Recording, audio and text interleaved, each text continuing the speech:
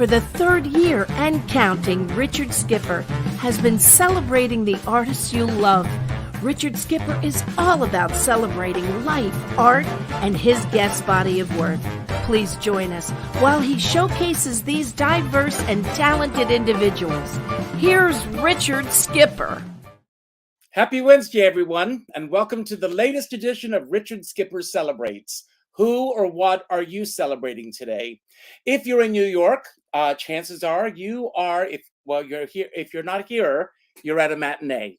Or if you're watching this later, you may have been to a matinee. It's matinee day in New York. But somewhere in the world right now, again, if you're not watching this show, you're watching a vintage TV show. I am a proud baby boomer. And I talked about this at other times on the show.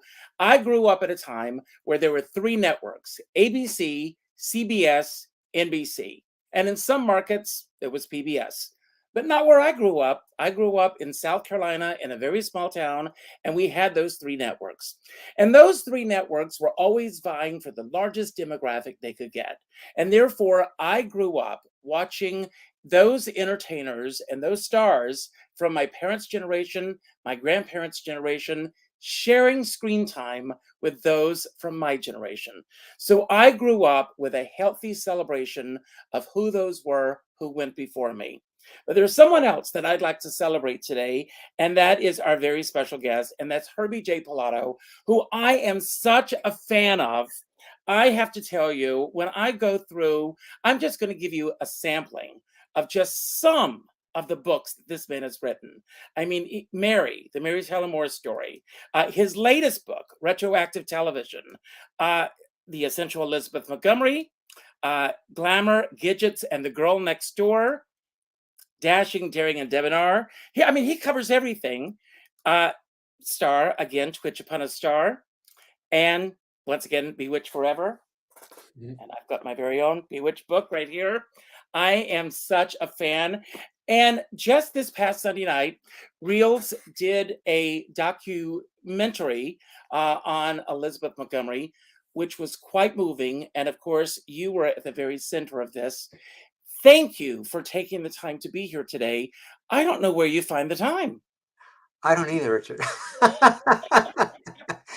I guess I'm just driven in a good way. I've always felt that if an idea comes to you, it whispers in your ear, you got to listen to it and follow through with it. And if you don't, the people who might benefit from it don't benefit from it, and you don't please the universe and you don't please yourself. So I always try to listen to that whisper. No, I also, just a few months ago, I read an incredible blog that you wrote about, it's based on your latest book. You also wrote a book about going back home, and you were home for, the holidays and, during COVID, and what that experience was like for you. Why did you decide to write that type of a book, which is a little different from everything else that you've written? Yes, that was the 12 Best Secrets of Christmas.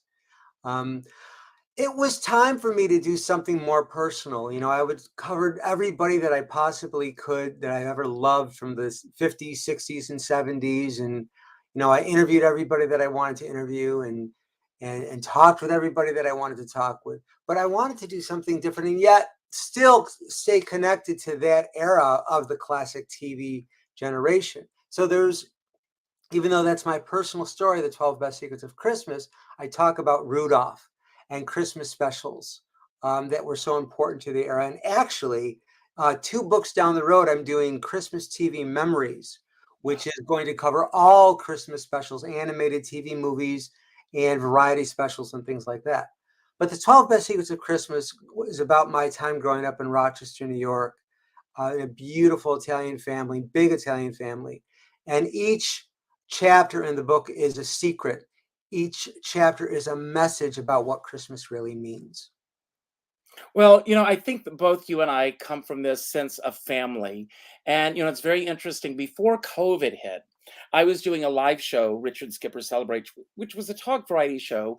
And at Christmas a few years ago, I was lucky enough, and I still pinch myself when I reached out and asked if she would do the show, Catherine Crosby Hmm. said yes to me. And Wow. to sit and sing White Christmas with Catherine Crosby.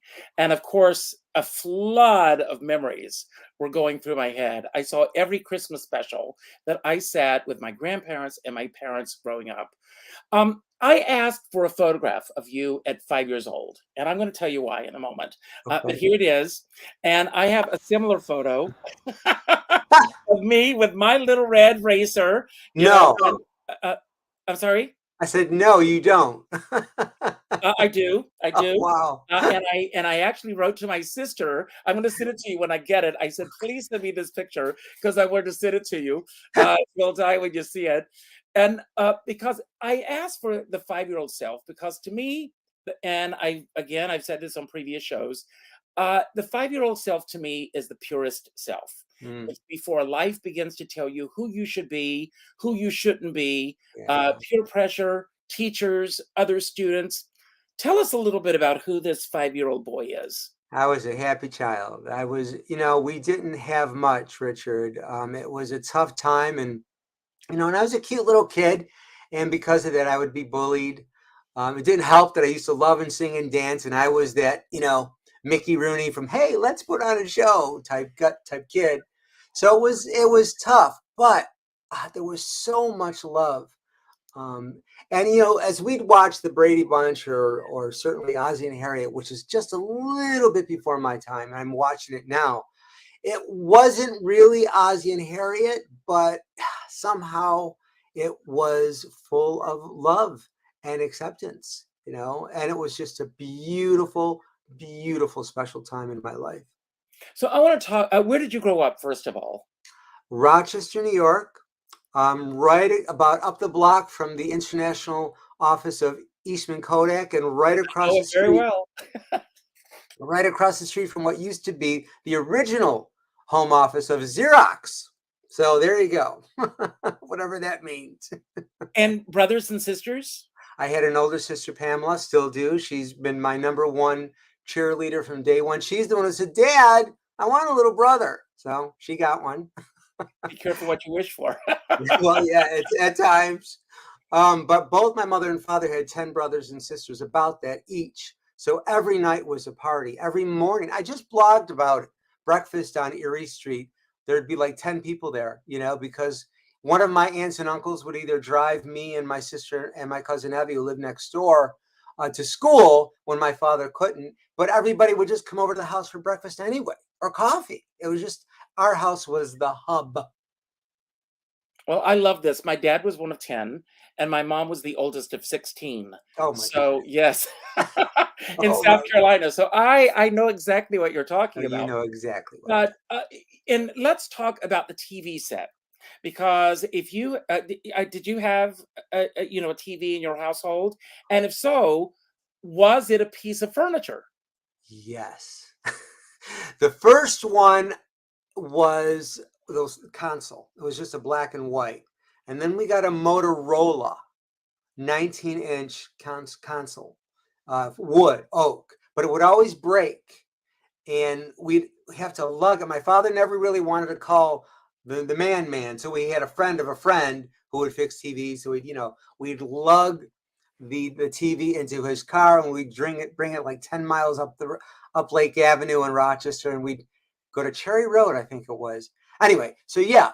And then one day it broke, and I was really disheartened. And my father just said, "Oh, go look in the living room." And there was this brand new, like Jetsons type black and white RCA color track TV.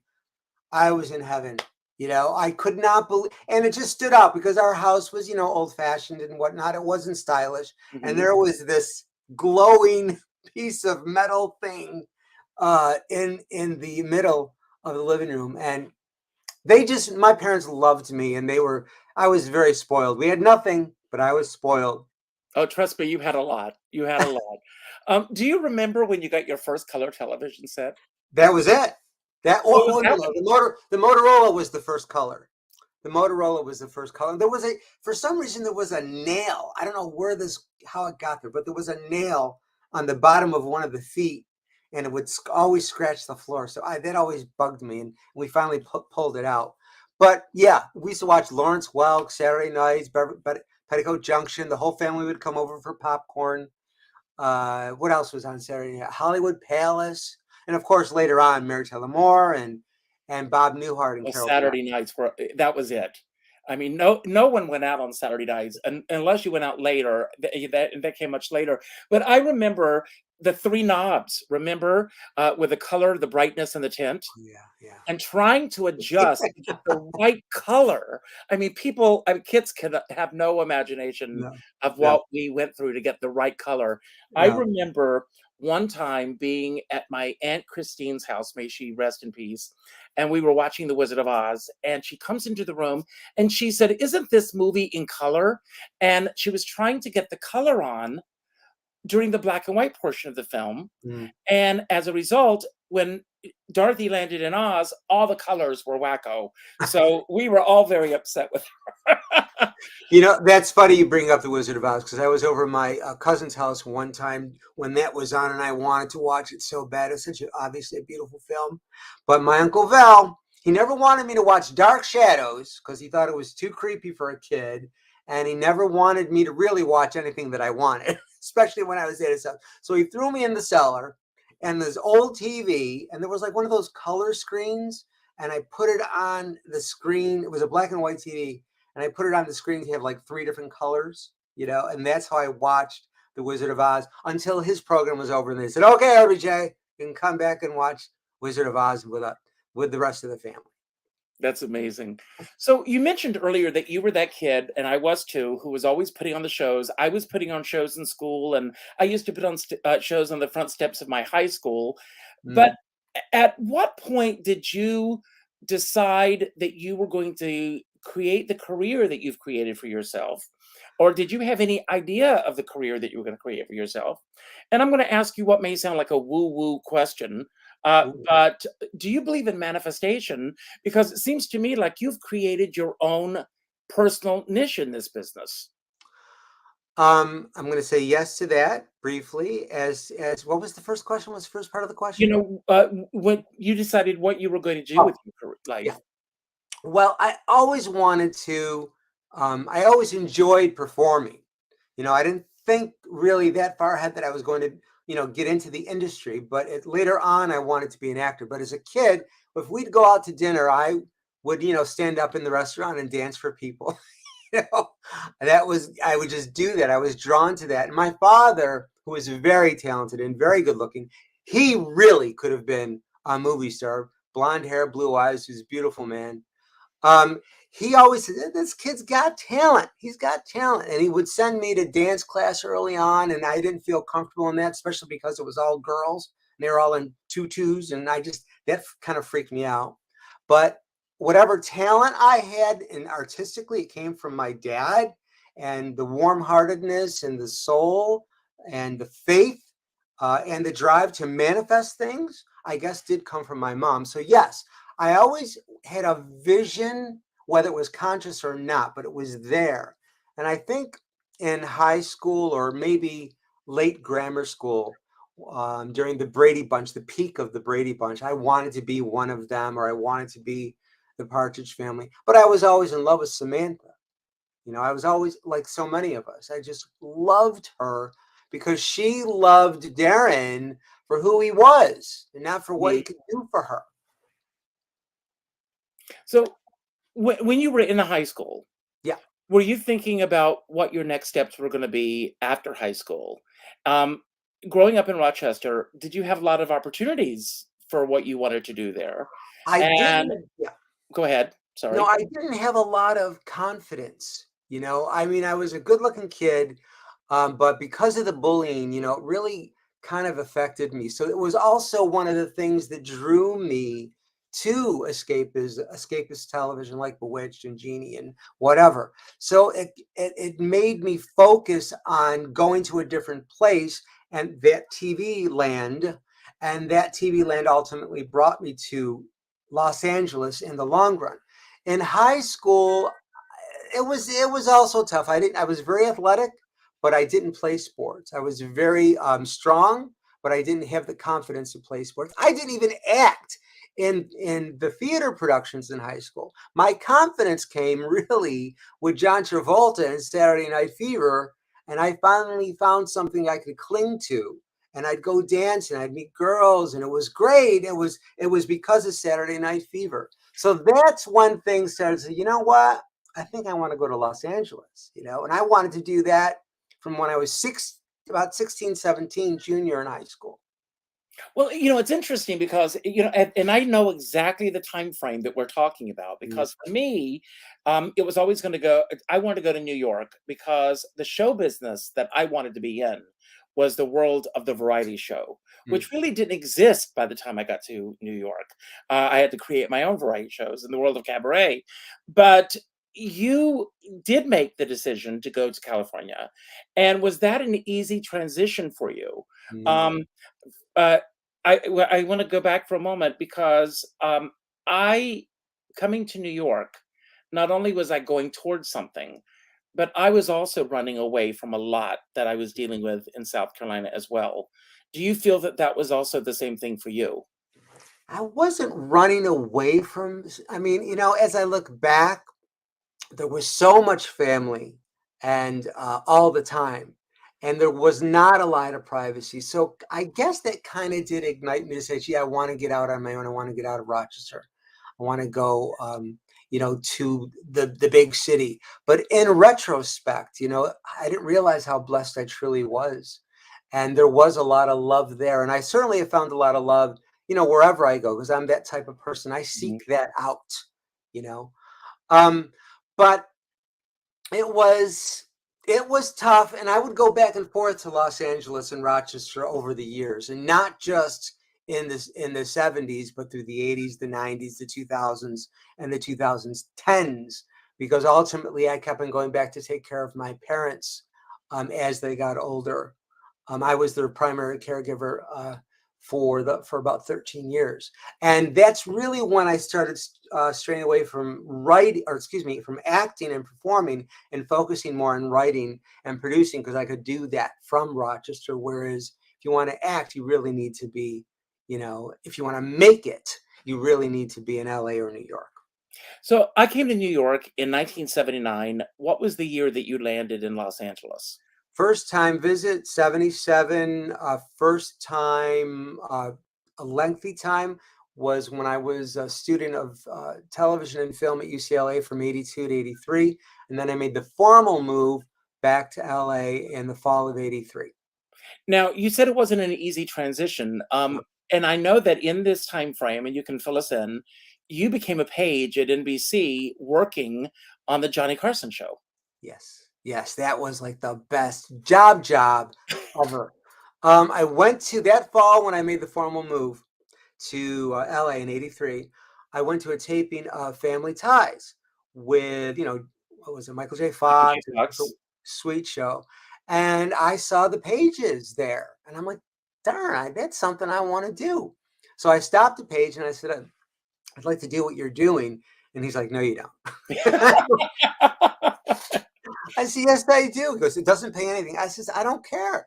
And I had heard that paging was a good way to get into the industry, and not CBS pages and not ABC pages, but the NBC page program in particular had the best internship, and I wanted it. And everybody said I'd never be able to do it. Well, 6 months after I met that young page who helped me to get an interview with Eva Hawkins, who ran guest relations, I got the job. And it was the best job ever, and met so many wonderful. It was like an internship, a college frat house is what it was, Mhm. but with stars. Yes. It was terrific. Anybody who was anybody in the 80s, from Farrah Fawcett to John Travolta, Cyndi Lauper, Paul McCartney. I saw them all go through the hallway on the Johnny Carson show, which I pretty much worked every other night, which was amazing. So being this kid growing up in Rochester, getting to Los Angeles, working as a page at NBC, do you recall the first major star that you met, that you grew up idolizing, and what that experience was like for you? Well, the first major star I met at NBC was we used to have we had so many different jobs as a page. We worked publicity, we gave tours, and we went on limo runs where we worked in the ticket office. But the limo runs is where we would go with the limo driver to pick up a star and take him to the airport or to the studio. And the first time I did that was James B. Sicking from Hill Street Blues, and I was so nervous. And he was really not an A-list star, but a sweet, sweet guy and a Mhm. very talented guy. And he was on TV in a series.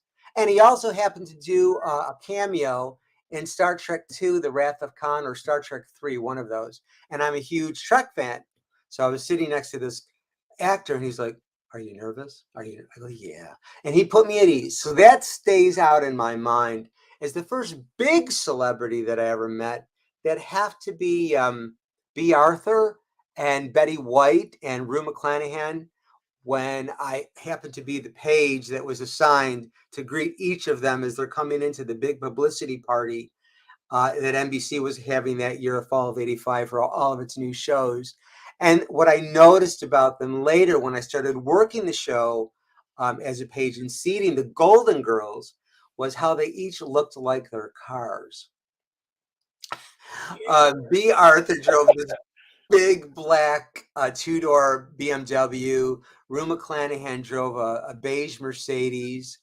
Betty White drove this elegant mint green Seville Cadillac, and Estelle Getty had a Chevette. I mean, it just all fit. It just all fit. Now, during this whole period, were you keeping journals? Were you writing? How did the writing start for you? The writing of the NBC book happened really because I was just always telling stories like I'm telling now about, Mhm. until finally someone said, "Herb, you need to write a book about this." And that's when NBC and Me, My Life as a Page in a Book came about. But the first book was the Bewitched book. And that happened in 1992, a few years after I met Elizabeth. And I wrote that book because I had originally written a reunion movie for Bewitched. They had done a movie called I Dream of Jeannie 15 years later. Right. Mhm. And that upset me a little bit. I'm like, wait a minute, if there's going to be any movie about a hot blonde, magical woman who's married to a dark haired guy, it should be Bewitched. So I had ended up watching Bewitched again. Strangely enough, I had broken my toe after I finished NBC because you're contracted for like 18 months. And I'm watching Bewitched again in the reruns, and I'm seeing something different about it through adult eyes, that it was about true love and prejudice and strong work ethic. So I wrote this reunion just as I was watching the old episodes of the show, and as the new I Dream of Jeannie series or film happened, and I sent my reunion to Elizabeth. She did not want to do it, and around a year later, Bill Asher, who was then married to Elizabeth, who was married to Elizabeth during the original run of the show, he was going to do a new Bewitched series. And Elizabeth was actually going to pop on as Samantha and introduce this new witch and pop off. So I sent him the script that I had written for the reunion. He loved it. And he said he wanted to hire me as a writer on the new Bewitched show. Unfortunately, it didn't happen. They lost financing. It was going to be done in the UK, I believe. And then I said, well, how about we do a book about the original show? Do you think Elizabeth would do that? And she agreed to that. And that was a whole other experience in meeting Elizabeth. I mean, Do you want to talk a little bit about that? Because I mean, oh, you'd rather not talk about it. no, no, no. I would absolutely love it. Oh, I no, mean, because you have written more about Elizabeth than any other subject. Am I correct? correct. And no, I mean, and there were several things watching this the other night. It it hit me very hard. I mean, it was a very emotional show for me to watch for a few reasons, which I'll share with you.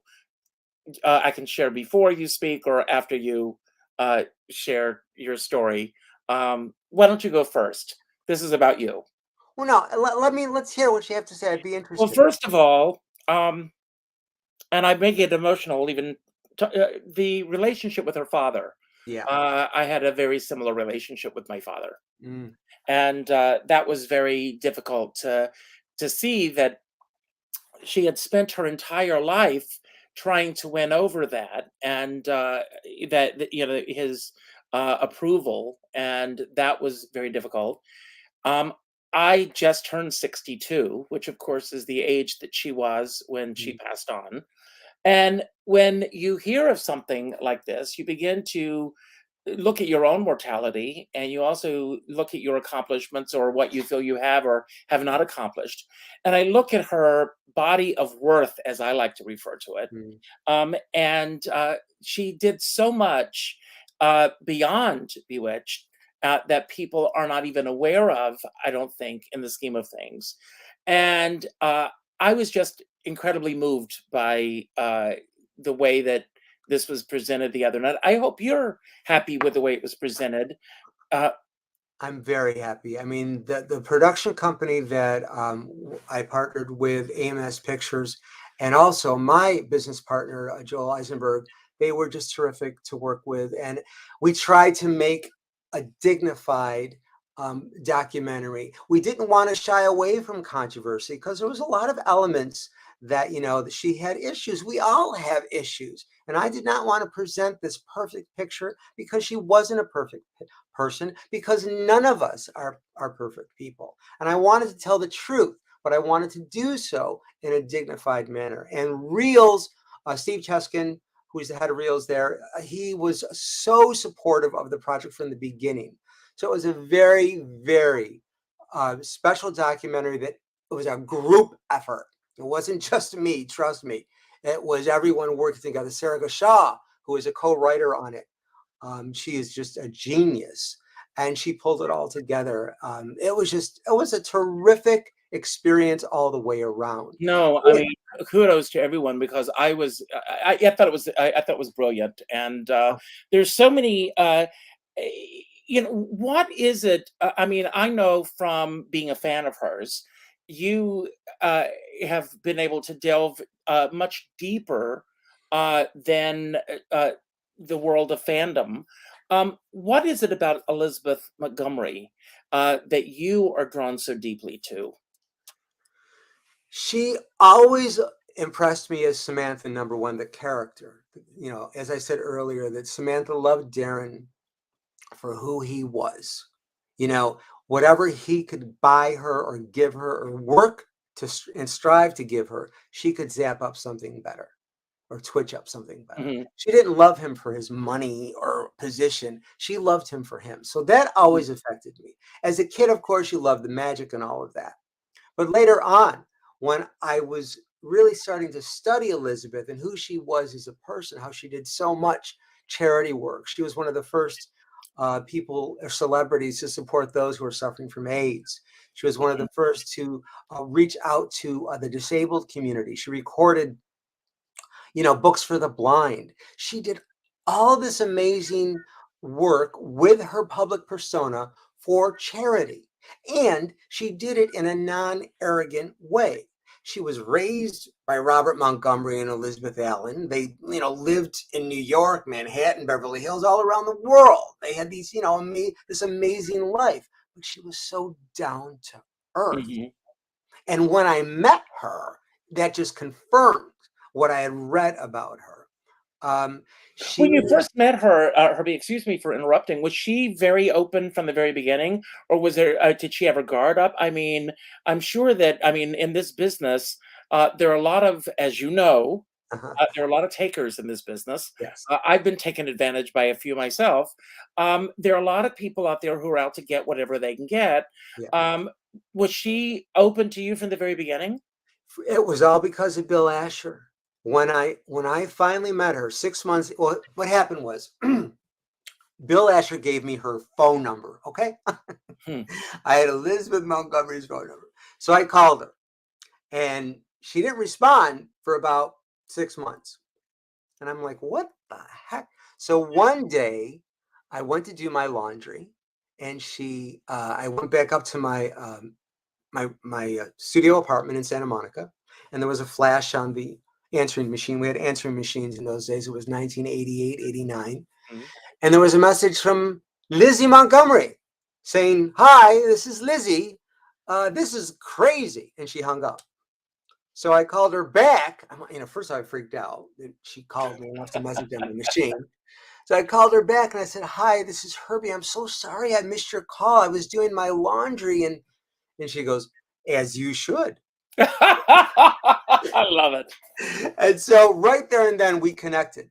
So finally we met and we scheduled a time to meet, and she had me over and she sat me down and she said, "Why are you doing this? Why are you doing this book?"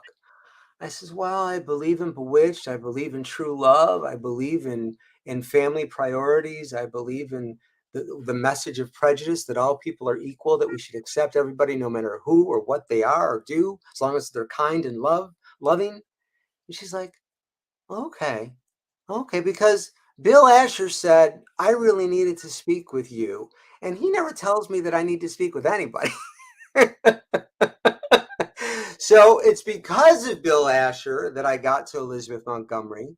And it's because of Elizabeth Montgomery that every good thing that happened in my career, because every good thing that happened because of that Bewitched book.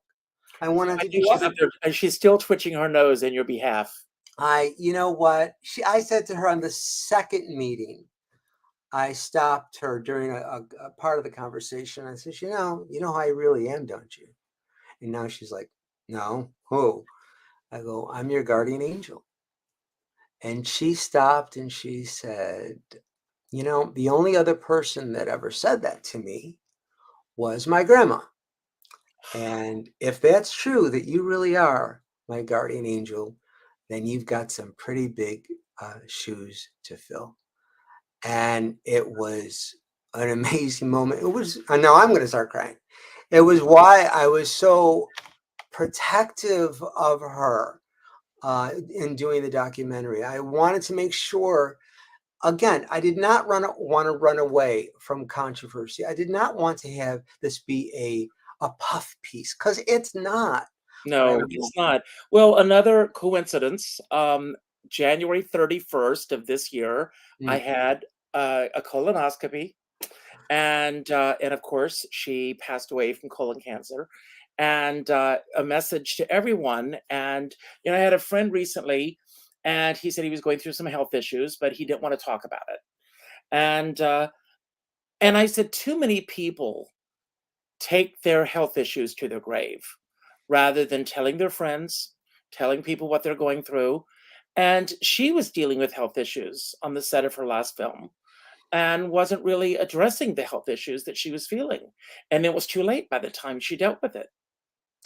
Well, both Bill Asher and Robert Foxworth at one point said that, and Robert Foxworth was her fourth husband, um, that she didn't want to get old. Mm, And whether it was a subconscious thing, whether she was just done with life, whether she made her mark in the world and she knew in her heart of hearts that it was time to move on, that's what happened. Also, at that time, we weren't as conscious of the colonoscopies and all of that and whatnot. But she never really did take all that great uh, good care of her health. She fluctuated with eating, and she was up and down with that. She never really worked out or anything like that. And it was there were some challenges that she had, but I really think that she looked around and she just wanted to go home. I think she even said that to her husband, that in those final hours, she goes, I'm just ready to go home. She was done. She moved yeah, on. yes. How do you feel that, writing these books about Elizabeth Montgomery, and then I want to talk about some of your other subjects that you've written about, how has she shaped your life? Oh gosh. I mean, incredibly. I mean, I've lost relationships because it's either me or Samantha. I would hear that. And I've never been a stronghold in relationships anyway. But no, the whole thing about my forming the charity, the Classic TV Preservation Society, the essence of the positive message of classic TV shows, that people became doctors because of Marcus Welby, or attorneys because of Perry Mason, or families learned to communicate because of the Brady Bunch and Father Knows Best, and the Waltons, which is one of my all-time favorites. So I Oh, I think watched an episode before. I took time off this afternoon, as before coming on, and I watched an old episode of The Waltons, and area. and the episodes still get me. I mean, these messages that were there, and I interviewed a sitcom writer not too long ago, and he, he said to me that he actually compartmentalizes his day into 30-minute segments, just like a sitcom. And if, and he deals with what he has to deal with in that 30 minutes. And if everything goes to pot, it's over in 30 minutes and he moves on to something else. Can you imagine that? That's hilarious. I love it. I absolutely love that. Yeah, so me forming the charity, me looking at life, about what matters in life, it's all really because of Elizabeth and classic TV shows. She's was very inspiring. And okay, yeah, I was in love with her. I mean, if I would have absolutely loved to have dated the woman, but I did not want to go in any way down that road, in any way. It's just I didn't want to ruin anything. Not that I'd have a chance, but but I was totally, obviously. I mean, come on, it's no secret. So Well, with yeah, and with Mary Tyler Moore, also, I mean, a great book that you've written about her, and we also lost her. yeah, Uh, and Mary and Elizabeth were very similar, very similar. They both had demanding fathers. They both had fathers who they could not ultimately please. They both felt stereotyped by their roles on Bewitched and Dick Van Dyke Show and the Mary Tyler Moore Show. They both tried to do very different movies and characters beyond Samantha, Laura Petrie, and Mary Richards. And there was, I think, at some point, Mary Tyler Moore lived next to the Ashers, so they knew each other. And I think Elizabeth felt a little bad that she didn't win an Emmy. Mary was winning all those Emmys in the 60s from the Dick Van Dyke Show and the early 70s on the Mary Tyler Moore Show. And Elizabeth really did deserve an oh, Emmy, absolutely. you know. So they were very similar. And I don't think there was a whole heck a lot of self-love in either of them. Certainly with Mary, she was having all this plastic surgery, that adorable chipmunk cheeks that she would have, she destroyed them with that surgery to make sure that she had the severe high cheekbones, and she had a couple different teeth transplants and whatnot. She just would not stop. It was like Michael Jackson, going on and on and on. And I'm like, why? You were adorable. You were just perfect the way what was it in you that felt that you didn't look great? With her in particular, there was also gone back to sex. She was sexually abused as a kid by a neighbor when she was like 6 years old. That never happened with Elizabeth, but she was verbally abused by her dad. Both of them were verbally abused by their fathers. It's amazing. I mean, when you talk about the plastic surgery issue, I mean, that's a whole other subject right there, and why so many people. So admire uh, men and women both who are able to age gracefully, and not. And I understand the pressures of this crazy business that chooses us to go into it, that you constantly have to look younger and younger and younger, instead of just. I was watching a special last night on Joan Crawford on TCM, and Betsy Palmer was talking about that very issue, and how difficult it was when Joan, and you know the story, I'm sure, that when Joan Crawford saw an unflattering photograph of her in the Daily News, she went into retreat and was never seen in public again over one photograph. I have no issue with getting, one day a nip and a tuck here and there. Okay. It's just the extreme plastic Hmm. surgery, that where they take it to a different level that is Mhm. unnecessary. And, certainly when you're Mary Tyler Moore, she was an alcoholic, okay? And she had diabetes. You're not supposed to have surgery, really, unless it's necessary when those two things are involved in the mix. Certainly not elective surgery. It's one thing if you need, your gallbladder out or it's emergency like that, but she kept on having these surgeries compounded with her diabetes, with the alcoholism. And if she hadn't left herself alone, I think she'd still be with us. I really believe that. I really Well, believe. I'll say this. My father was an alcoholic, and that is one of the issues that was the main issue in terms of the uh, what's the constant infighting between the two of us. I could never live up to anything that was going to work for him, Mm, and uh, and you are when and it took me only into adulthood to realize the power that alcohol had over my father. mm, And I will say the same thing for Mary Tyler Moore. Um, it has such a grip on you that you're not thinking straight. You're making mm. decisions that are not the right decision. Let's forget about the plastic surgery. A person with diabetes should not even be drinking like that. That's right. And that is a major issue to be dealing with as well.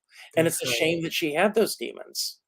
No, it is, and it's very, very sad. And they're finally doing that documentary on her, which I think is going to be on HBO Max, which is now only called Max, in May. And her husband, Dr. Robert Levine, I didn't have anything to do with that one, but her husband is producing that one. So that's exciting that they're finally doing that story because her story needs to be told in that way too. Well, I want to ask you about this. I mean, because have you lost count of how many documentaries you've been a part of? Because there's so many. And I will say this, if I see your name attached to it, and kudos to you, I always feel that I'm going to get the truth. Mhm. Um, do you feel how much creative input are you allowed when it comes to these documentaries that you are a part of? Well, the first Bewitched documentary that I did was in 1999 for the E channel. It was called Bewitched: The Eacher Right. Hollywood Story. And that was and remains the seventh highest Eacher Hollywood story in history, although I don't think they do them anymore. So they approached me about that. And also A&E's biography, they approached me with Elizabeth Montgomery of Bewitched Life at Reels. I was the one that contacted Reels in just really an email. And I said, would you guys be interested in doing a special on a documentary on Elizabeth Montgomery? And they said, well, we don't know. And then they did like an autopsy on Elizabeth Montgomery, that show called Autopsy. And they says, well, if this does well, maybe we can, we'll look into the full-blown documentary. Well, the autopsy did terrific. And they contacted me and said, Herbie, okay, we're ready to green light Elizabeth Montgomery biography, but we want to partner you with AMS Pictures. And AMS Pictures did several different amazing documentaries, one of which was We Love Lucy. And Yes. I watched it. Oh my gosh. And I loved it. It Hmm. was so beautifully told, so beautifully done. Again, not controversial. I mean, not salacious. I did not want the Bewitched documentary, the Elizabeth Montgomery documentary, to be salacious. I didn't want to shun controversy, but I didn't want them to go over the top. And so when I saw what AMS did with We Love Lucy, I'm like, okay, these are the guys. And that's how it happened. So, Do you feel, I mean, as a result of those two, do you think we'll get more of um, more about classic TV. these documentaries? Because I mean, I miss so much A&E's biography. I Yeah, loved that series, yeah. and I wish that we had something like that still on TV. And I Well, think, I certainly would like to do more. I mean, I'm open to that. I certainly want to do a documentary on Sean Connery because I have a new book that will be out in October about his life for the 40th anniversary of Never Say Never Again. Diana Rigg, I have a new biography on that. So absolutely, I would love to do more. Well, I'm gonna put those thoughts out there. I Yeah, I'm putting them out there, and I want you back here when your Christmas book comes out, thank you. because Thank there's just so many great Christmas, and some of these shows they come on, and with all due respect, I think I'm going to put it out there. I think that CNN, with the specials that they've done, they somehow missed the mark because they're trying to crowd so much into those specials you. Yeah. that we're missing the iconic impact that they made on our lives growing up. At least with this special on Elizabeth Montgomery the other night, we really got a sense of who she was. Yeah. I think you hit the target with this special. Oh, thank you. I'm sure everybody at AMS and Reels will be happy to hear that. I think we did too. It's really, I'm very, very proud of it. And I have been wanting to do it for a very, very, very long time. And I wanted to make sure too that, that nobody was offended. I'm not into that. So I got a text from Elizabeth Montgomery's son, Bill Asher, who was on the show, and I also got a text from Chris York, Dick York's son, who was Yes. on the show as well, and both of them loved it. And I went, okay, I did my job. And then I looked at the picture that I have here of Elizabeth, and Mhm. I said, okay, Elizabeth, I guess I did okay. I guess we all did okay on this one. So It was, it meant a lot to me. Joyce Bulifant is a very dear close friend of mine. She's a We daughter. worked for 2 years on a project to get Helen Hayes' home designated a literary landmark here. Uh, Mm, and the day of the designation, I got COVID and I couldn't go after mm. 2 years of working on this project. So it was great to see Joyce there. But so what are some of the other projects that I mean, are there other documentary projects that you're working on currently? Well, I'm also working on scripts. So there's the possibility of turning the 12 Best Secrets of Christmas into a TV movie or a feature film. I have a Wow. director already interested in that, and he was impressed with the whole book. It's just a little book, but it's just me. It's like a cross between Life's Little Instruction Book and the Christmas Box is how I look at it. So there's that. So I'm definitely, and I have two TV movie scripts that I've completed about taking care of. It's essentially based on taking care of my parents, but there's much more to it than that. So you know what, I just want to move forward, do what I can, bring a little joy into the world. I know it sounds so Pollyanna or Pollyanna. Well, you do. So you already do that. So Well, I just feel blessed that I've been able to do and what I've already done, and everything that happens after is extra. I mean, and I felt that way 3 years ago. But now that I've done this documentary, and now that I did everything I could possibly do with Bewitch or whatnot, it's all extra to me. And I say this, all people, young actors or young writers or aspiring writers, whatever, they say to me all the time, they ask me all the time, so, what's the best thing I can do for my career? What is it that I could do that and I'm like, you know what? The best thing you can do for your career is to live your life. absolutely. Well, I want to ask you. I mean, do you feel that as far as the work that you do, that you actually have a game plan in terms of what you do, or do you think that it comes about because of the people that you've met and the circumstances that come about? I've never really had a game plan. I've just followed my heart. And it's not as though it's been easy. I mean, the Bewitched book was rejected 100 times, purchased, canceled by my publisher, purchased again, canceled by another publisher, and purchased again after 50 other rejections. I kept on going. I usually don't listen to negativity or rejection. I don't acknowledge it. I cry about it, I get angry, and then I move on, you know? And I always feel that if someone's rejecting me or someone's hurting me or out to get me, I always consider the source. I always consider the source, and I try to figure out, okay, Well, I want to ask you, have you ever read the book, The Four Agreements? I've heard about it. Well, get the book. It's called The Four Agreements. Everybody get it. I lead a book group, and that's the book we're focused on right now. And one of the four agreements is that it's never about you. Mm. And I keep having to remind myself. Natasha is here; she's in our book group. I keep reminding myself of that. But I want to ask you, in because this is a business, regardless of what side you're on, where no's are more prevalent than yeses. What is the biggest no that you've had to address in this business? And what got you around that no? um, that I was too cocky. I know that sticks out in my mind a lot. I mean, Without once giving you're away around names, who did that come from? Don't give any names. several people over the years, but one in particular at NBC, they were my boss, my supervisor at the time said, Herb, you're a little too cocky. You're just a little too cocky for your own good. And I'm like, okay. So then about 2 days No, no, later, wait a second. You said okay. So were you believing them, or were you saying, was there I any was truth? hurt. I didn't understand it. So I really didn't, because I was just being me. And I've always thought I was a pretty kind person, pretty nice person, not a perfect person. But when I cared for my parents later on, I think I became a better person, but that came later.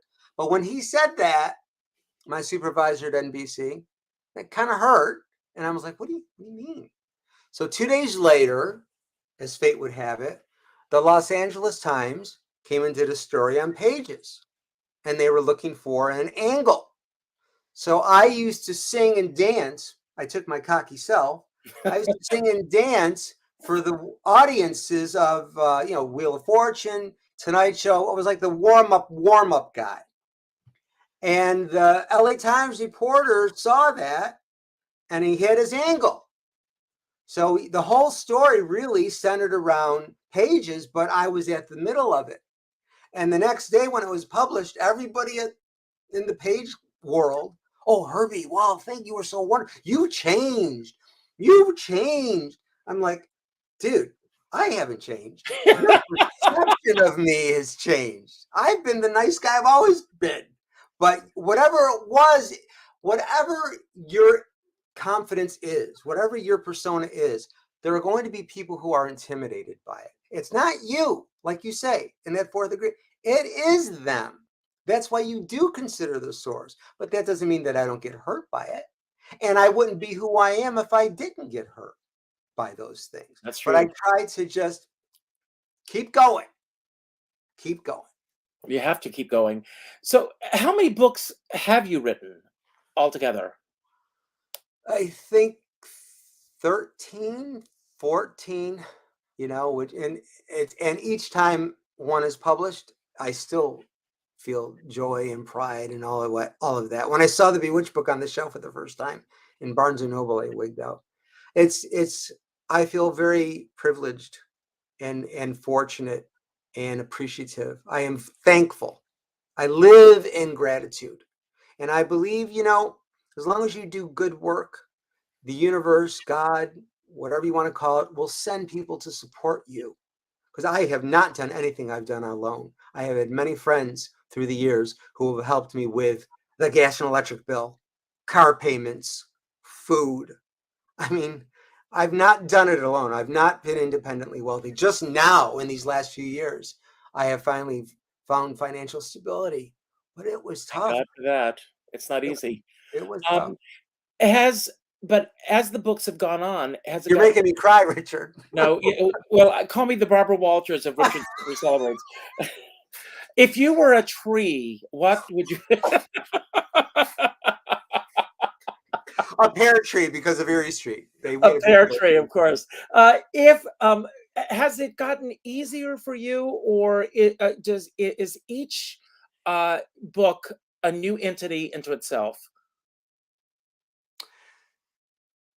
Writing the books have become easier because It's the internet and the access to all this information. And the book is never completed. Today, you write a book, it's never done because there's always something else you want to add because there's so much information out there.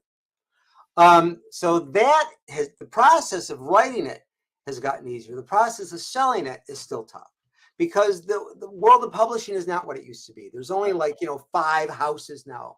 They've all eaten each other up. And you could have the best idea in the world and the perfect marketing plan.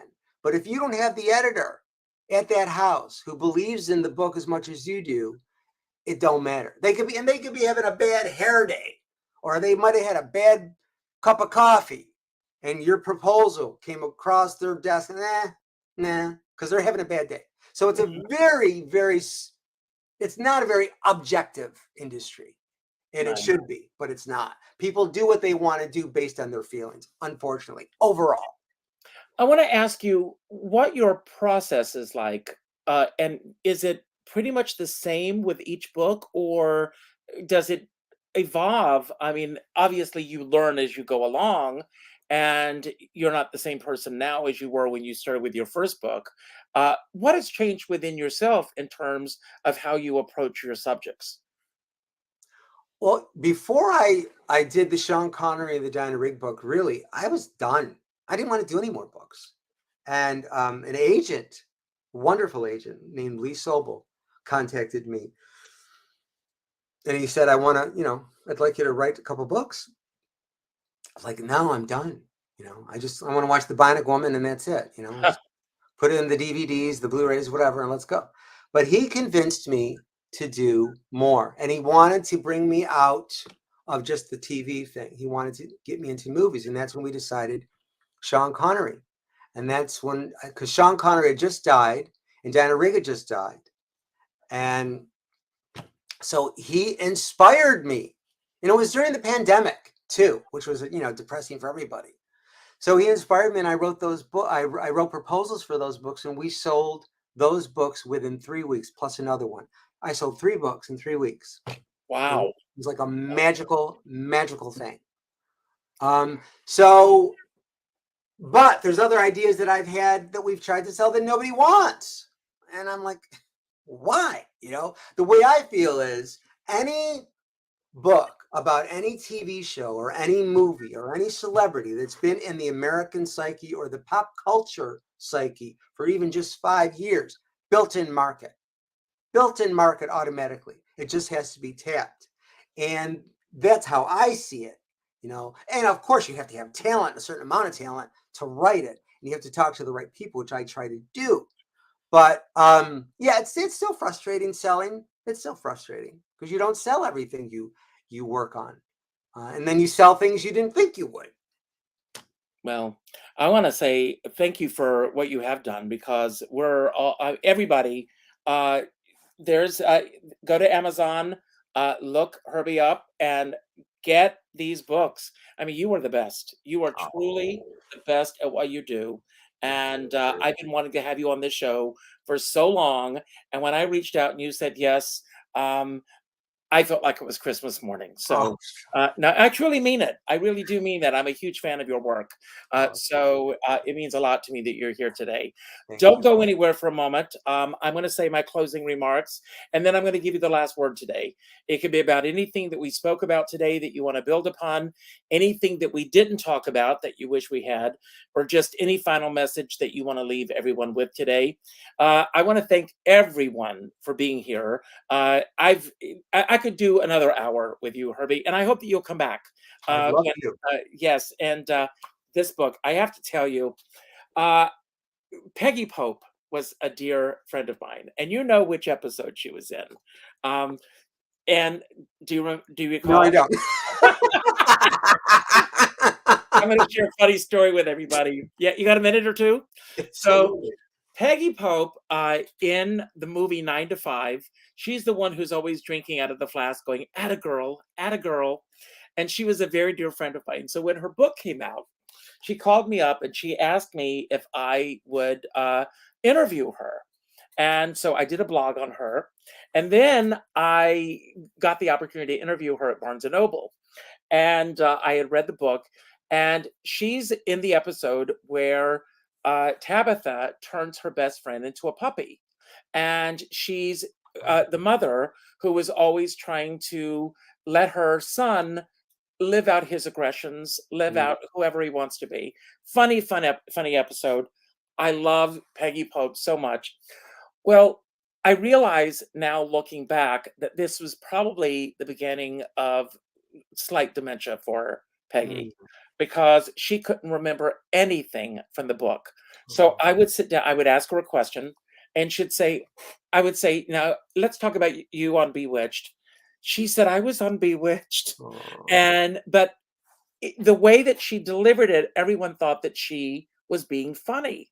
Mm. And so the audience was in stitches. And the whole evening was one of the best evenings I've ever spent on stage. She thought it was hysterical. Afterwards, she remembered everything. I don't know if she was pulling my leg or not, but we had the best time. And but I mean, Well, my mom had Alzheimer's and yeah, dementia, and I dealt with that. And what I learned and what I tell people who are dealing with that or family members is, if they say black is black, then, or if they go say with it. black is white, then black is white. You don't Absolutely, argue. go with it. And I'll share one last thing. When I went to interview Betsy Palmer, I've been working on a She didn't book. do Bewitched, right? What was that? She didn't do Bewitched, right? No, she didn't do Bewitched. But when I went to interview her, I've been working on this Hello Dolly book for years. And so her daughter, called me up and said, my mom did Dolly, and she had done Dolly, in stock and everything. So I set up an interview for Dolly, for Betsy Palmer. And I was told by a mutual friend that she had trouble remembering things. And so the morning of the interview, I'm on my way. Melissa, her daughter, had set up the interview, and when I called Betsy, she knew nothing about the interview. And I said, "Well, we can cancel. We can." No, no. If you were planning on coming, I want you to come. And I got there, and she said, "I want you to know my brain is crap. I don't remember anything." And I said, "Well, I've got my tape recorder. We're going to sit down. We're going to do the interview. If you remember anything, great. And if not, we had a great day." And she said, "I like that." And I sat down, I asked her the first question, and everything flooded out of her. Like, she remembered everything. Wow. And then her daughter showed up. Her daughter forgot to tell her. And so it wasn't that she had forgotten. She didn't even know I was coming there. Oh my. But anyway, I loved her, loved her, loved her. And again, everybody, my closing remarks to you, as I say with every show, go out and do something nice for somebody else without expecting anything in return. Yeah. Pick up the phone, call someone that you haven't spoken to in a long time, and let them know how they've made a difference in your life. Then what I want you to do is I want you to go to Amazon.com. You've got 14 books to choose from. Order 2. Keep one for yourself and send one to your best friend, and let them and write an inscription in it about how much they mean to you, and let them know that they make a difference in your life. I have a dear friend. He says, we're all in the same storm, but we're in different size boats. I don't care what size boat you're on, as long as you have a skipper by your side. And with that note, I'm going to leave the screen. Herbie, it's all yours, and you're welcome back here anytime. Keep up the great work. I love you, and thanks for being here today. Thank you. God bless you, Richard. Thank you. I think my message is that all of those who create in any way on TV, film, the stage, music, utilize the talents that you've been given for the higher good of all concerned. Stop with the violence. Stop with the vulgarity. Tell the story with likability and charm. Yes, you want an edge, but tell it with class and dignity, and make that message be one of unity somehow and respect for all. And that's all I got to say.